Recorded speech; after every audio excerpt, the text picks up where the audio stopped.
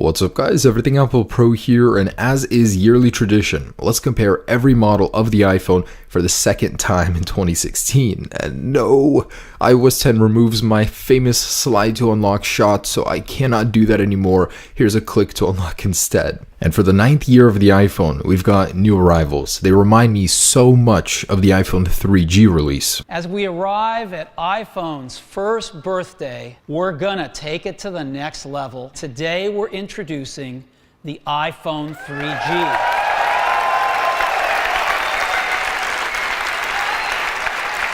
So we've got the new iPhone 7 and 7 Plus. Revolutionary phones? No, but a nice upgrade. Very fast and new colors. Now we've also got iOS 10. iOS 10.0.1 to be exact. So far iOS 10 seems to be like a good upgrade for anyone on iOS 9. Doesn't seem to degrade performance, but let's delve deeper and see how it compares on a range of devices. So here's the iPhone 2G and here's the iPhone 7. Apple told us it is exactly 120 times faster than that phone which you had in your pocket just 9 years ago. That is insane. So we're at a point where we're seeing diminished returns on speed with new phones. And that's exactly why I wanted to make this video, to put into perspective every iPhone release and show you guys just how much faster phones are nowadays compared to them back in the day. To show you how your phone compares, that it's not as slow as you think. And with the arrival of iOS 10 and 2 new iPhones, this is going to be a very interesting test. I was looking forward to making this. So let's start up with the startup test. I've got a new 16-port USB hub. These are getting harder and harder to find in huge configurations, but 3, 2, 1, and they're off. So I try to get this as even as possible. With this kind of an adapter, it's not going to be 100% certain that they're starting up at the same time, but it'll be very close. And in my other test, I compare an iOS 9 to iOS 10, and in most cases iOS 10 starts up slower.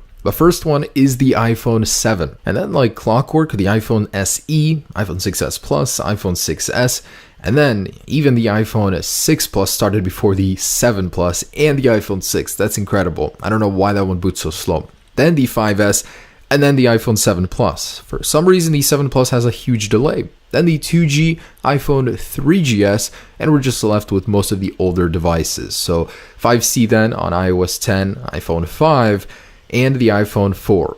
Now the 3GS, and the very last one left standing, like it is in almost every single test, is the iPhone 4S on iOS 9.3.5. Don't update if you're on an older firmware, it makes that phone so unbearably slow. Next up, let's run some benchmarks. Feel free to whip out the magnifying glasses, I get it, there are a ton of phones on screen. But as expected, the Geekbench results were very gradual. They rise, and the iPhone 7 and 7 Plus are in first place. So those phones are quite something when it comes to speed. Wow, I just think they're not fully optimized yet. And 2 benchmarks yielded a very similar result. So a gradual rise, and the 7 and 7 Plus have massive scores. I think one of the highest ever. And next up, I ran an HTML5 compatibility test for the Safari browser, and it's okay, it's just not on par with many big Android phones nowadays, scores in the 500s. Anyways, let's go ahead and run a synchronized opening of the camera application. So this one was timed down to the millisecond, so this is a very accurate test.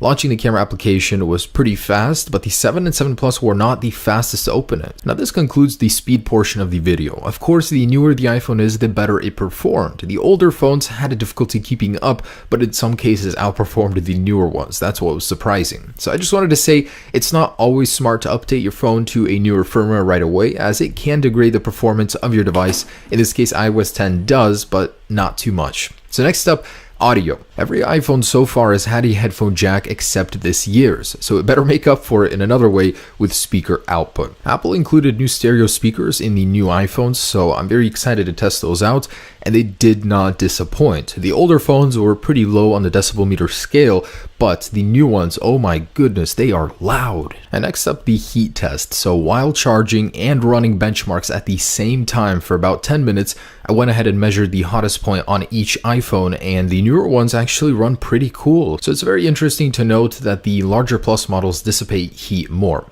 Next up, let's check out Touch ID. This is the first time I'm ever running this test, so on all iPhones that have Touch ID modules, seems like they were pretty fast. I mean, the new iPhone 7s were outperformed by the 6S, and I saved the best for last because one of the biggest changes about this year's iPhone is the camera. It is unbelievably good. I started out with a low light test. This is the original iPhone with a 0.3 megapixel shooter. There hasn't been much growth between that 0.3 to 12 megapixels in size, but in other areas in quality, look at this. The iPhone 7 has quality that is just unremarkable in low light. And to really put things into perspective, just 9 years ago, that's what you were taking pictures with. That is day and night difference. So nighttime has certainly improved. Let's get some more color in the shot and start with the 2G. What was once grainy, very hard to make out little details has improved, so much throughout the years. And when it comes to the larger iPhone 6 and 6S and 7 Plus models, all that quality is just amazing. So you can really zoom in and get details.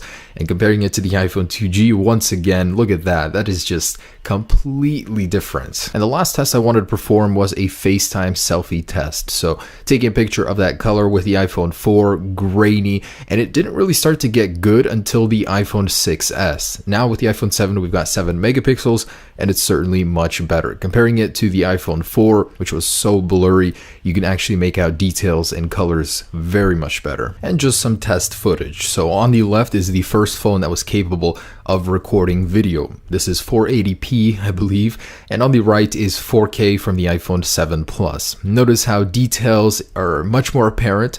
There's no shutter. It's just so much more improved. Now, it took 9 generations of iPhones to get here, but I think Apple is on the right track. So that is every model of the iPhone compared in 2016. I literally almost pulled my hair out making this video. It was so difficult, but here it is, guys, and I appreciate you guys watching. Please leave me a like. I would very much appreciate it. Have a great day and hold your iPhone 7 and 7 Plus closely, knowing it took so much time and refinement to finally get here.